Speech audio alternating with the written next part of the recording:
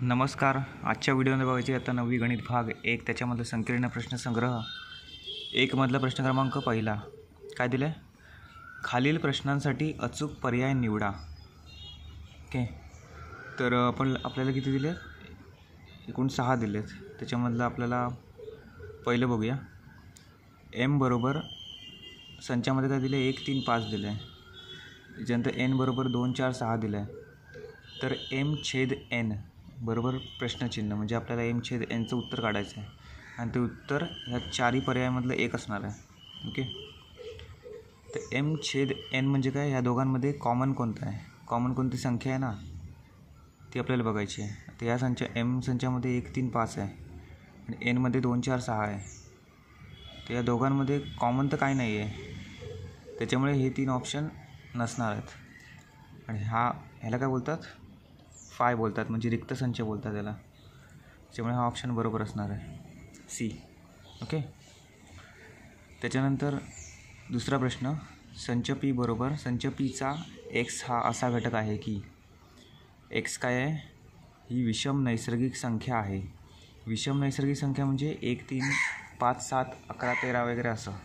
Okay, विषम नैसर्गिक संख्या आहे, पण ती संख्या काय 1पेक्षा मोठी आहे, म्हणजे 3 5 वगैरे अशी असेल आणि 5पेक्षा लहान आहे और इक्वल टू लिहिलं आहे, म्हणजे 3 आणि 5 ह्या दोन संख्या असणार आहे. ओके, 3 आणि 5 या दोन संख्या असणार आहे.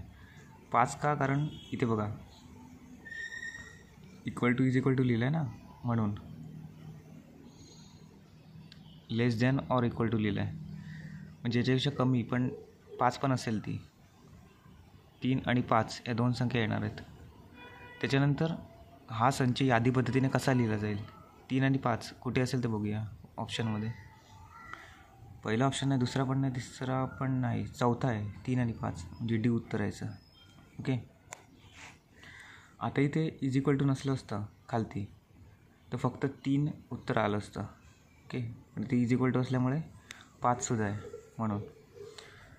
प्रश्न क्रमांक तिसरा बघूया. संच पी बरोबर 1 2 3 4 5 6 7 8 9 10 पर्यंत. ओके, हा कोणत्या प्रकारचा संच आहे? हा नैसर्गिक संख्याचा संच आहे, पण हा बघा इथं ऑप्शनमध्ये बघूया ना, रिक्त संच रिक्त संच नाही, अनंत संच पण नाही, कारण याला अंत आहे. इकडे 10 लिहिलं आहे बघा, इथे 10 लिहिलं नसतं तर मग अनंत संच आला असता. शांत संच, ज्या गोष्टीला अंत आहे तो शांत संच आहे. हे बघा इथे हा शांत संच आहे, यापैकी नाही असं नाही होणार. शांत संच हे उत्तर आहे. ओके, कारण हे बघा इथे अंत केलं, इथे 10 लिहिलं आहे. 10 लिहिले नसते तर तो अनंत संच झाला असता आणि या संचामध्ये एकही संख्या नसते तर तो रिक्त संच झाला असता. ओके, तर प्रश्न क्रमांक चौथा. एम संयोग एन बरोबर 1 2 3 4 5 6 पर्यंत लिहिलं आहे आणि संच एम बरोबर 1 2 4. तर खालीलपैकी एन हा संच कोणता? ओके, एन हा संच म्हणजे एम संयोग एन हे दोघांची बेरीज, म्हणजे संच एम आणि संच एन ह्याच्यामध्ये आहेत. संच एममध्ये किती आहे? 1 2 4 आहे. आता संच एनमध्ये बघूया किती येतात ते. 1 2 3 1 2 3 नाही, पण आपल्याला उरलेल्या संख्या एनमध्ये असायला पाहिजे, म्हणजे 1 2 4 सोडून उरलेल्या संख्या किती आहेत? 3 5 6. 3 5 6 कशात आहेत बघूया. याच्यामध्ये फक्त 3 आहेत, 5 6 नाही आहेत, म्हणजे हा नाही आहे. 3 5 6 याच्यामध्ये आहे, म्हणजे हा बी ऑप्शन असणार आहे. आता 3 5 6 याच्यामध्ये आहेत काय? नाही, फक्त 5 6 आहेत, 3 नाही आहेत, हा सुद्धा नसणार आहे. 4 5 6 ह्याच्यामध्ये पण 3 नाही आहेत, म्हणजे हा सुद्धा ऑप्शन नसणार आहे, म्हणजे ऑप्शन बी बरोबर आहे. ओके, आता 3 5 6 आधी 4 सुद्धा आहेत ह्याच्यामध्ये, पण हे 4 दोघांमध्ये कॉमन असू शकतो, त्याला काही प्रॉब्लेम नाही. पण 3 5 6 हे कंपल्सरी असायलाच पाहिजे, ते याच्यामध्ये आहेत, म्हणून बी ऑप्शन बरोबर आहे. त्याच्यानंतर प्रश्न क्रमांक 5वा. जर पी हा संच एमचा उपसंच असेल तर काय? पी छेद कंसामध्ये पी संयोग एम हा खालीलपैकी कोणता संच आहे? हे काय तुम्हाला गुणधर्म वगैरे वापरायचे, त्याच्यामुळे ऑप्शन पी लिहून घ्या. ऑप्शन ए जो आहे पी हे उत्तर बरोबर यायचं, कारण तुम्हाला पाठ करावं लागणार आहे. कारण पी संयोग एम बरोबर काय असतं? एम असतं, म्हणून काय पी छेद कंसामध्ये पी संयोग एम. ओके, हे आपण प्रश्न लिहिलं. पी संयोग एम बरोबर काय असतं? एम असतं ना, हे लक्षात घ्या. आता हे लिहिलं आहे पी छेद कंसामध्ये पी संयोग एम. पी संयोग एमची किंमत लिहायची आहे एम. पी छेद एम झालं. ओके, हे असं इथे लिहूया, हे तुम्हाला समजेल. आता पी छेद एम आला ना शेवटला. आता पी हा एमचा घटक असल्यामुळे हे बघा बरोबर पीच असणार आहे. म्हणजे पी हे ऑप्शन बरोबर आहे.